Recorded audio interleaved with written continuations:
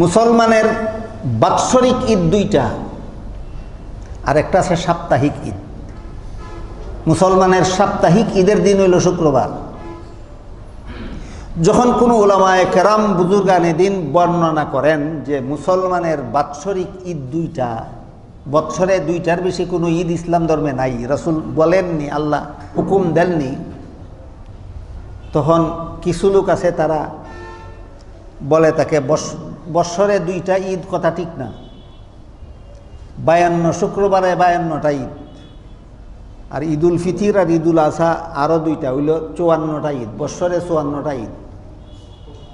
52 শুক্রবারে যে 52টা ঈদ, এটা কি বাৎসরিক না সাপ্তাহিক?